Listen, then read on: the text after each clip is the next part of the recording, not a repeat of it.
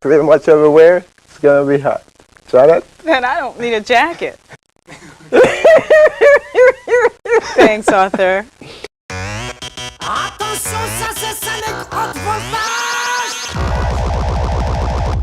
400 volts